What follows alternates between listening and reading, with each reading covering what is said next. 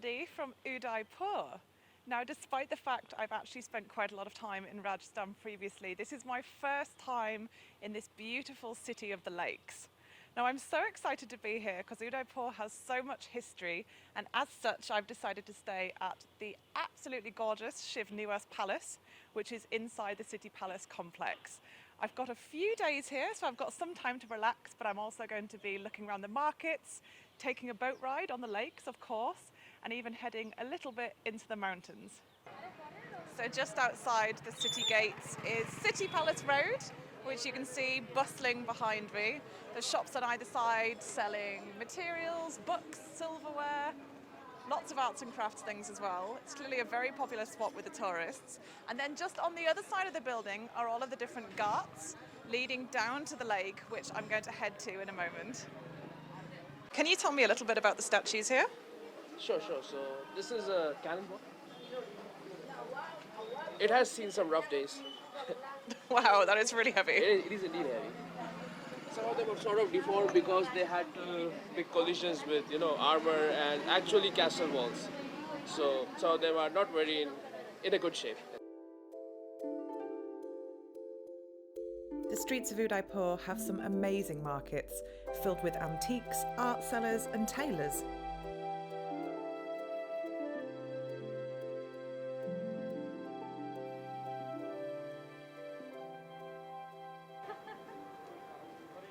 So it's not possible to walk all the way along the lakeside, but you can come down the various streets and visit the ghats. And this is Ghor Gut, one of the primary ghats by the lakeside. And this area is actually used for festivities and performances. But of course, one of the best ways to view this is actually from the water on one of the regular boat trips. And that's what I'm planning on doing later on today. So the City Palace complex was built over a period of 400 years in impressive Rajput architectural style. The complex actually houses a number of different palaces, as well as the City Palace Museum, which you can see part of just behind me. And it's an incredibly popular spot for tourists to come. Udaipur just has the most incredible royal history. And I've just come inside the City Palace Museum. They have a very handy timeline here of all of the Maharanas of Mewar, right from 1537 up to present day at this side. The City Palace Museum is housed within the centuries-old royal palace, with huge collections of armour and Mewar art and paintings.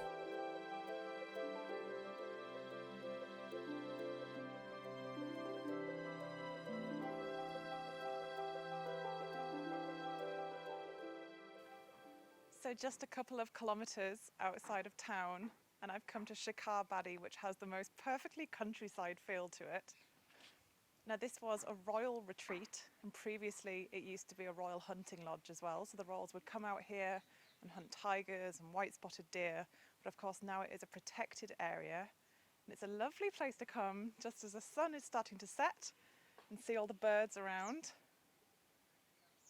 Incredibly peaceful place.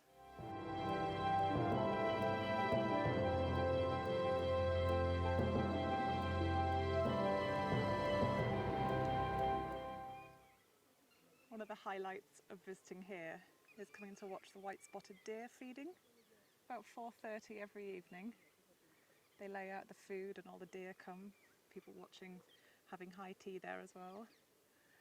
And there's peacocks coming past. All feels very regal.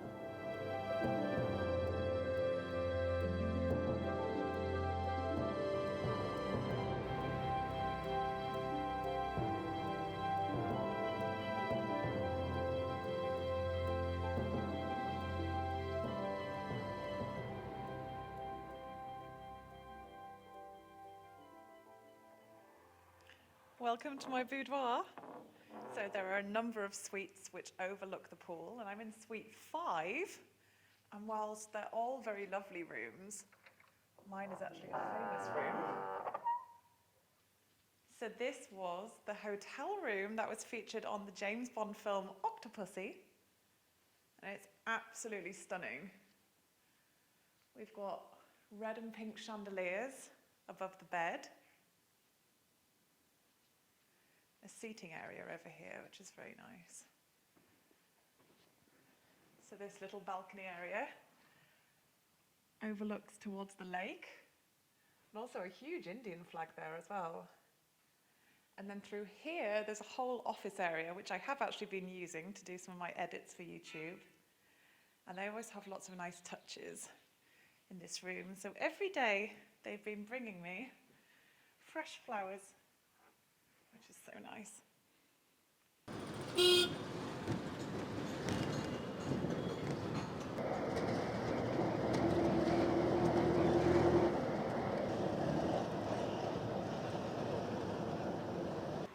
So I've just got a tuk-tuk to the Vintage and Classic Car Museum here in Udaipur, and this is actually a whole collection of the royal family's cars over the years, which I think is going to be particularly interesting. I've never seen a car collection like this in India before, so it'll be a first for me. There's some very impressive cars here. This one is a Rolls-Royce Udaipur 2, which is from 1924. So obviously the royals must have been some of the first people in the state, or indeed in India, to have a car like this.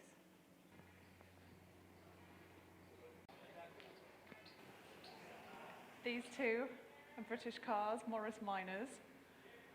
I do actually remember a teacher from my school driving one of these when I was a kid, and even then it was an antique, but they're in incredible condition. Udaipur is just so gloriously relaxing by the water. Of course, you can't come and visit here without going out on one of the lakes on a boat. And it's about 3:30 now, so the sun is not quite so high in the sky. And I've decided to do a little tour on the lake and then head out towards Jag Mandir, which is just in front of me there, for some dinner as the sun goes down. Sounds perfect.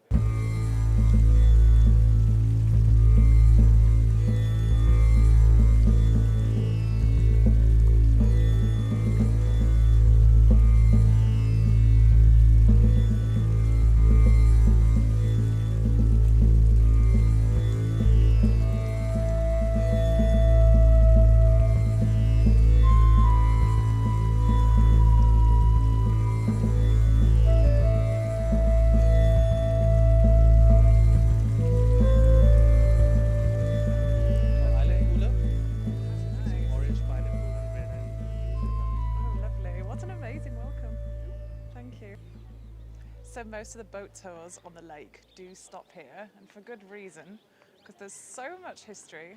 It's a beautiful courtyard here. This was started in the 1600s. There's also a lovely restaurant and a spa area as well. And it also seems like the perfect place to watch the sunset, so I'm thinking I actually might stay over here and have some dinner as well. So behind me is the first structure that was built on the island, which is called the Gul Mahal.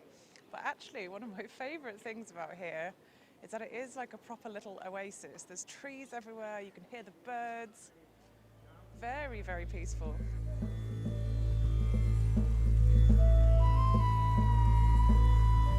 Jag Mandir is in the middle of Lake Pitchula and is also known as the Lake Garden Palace.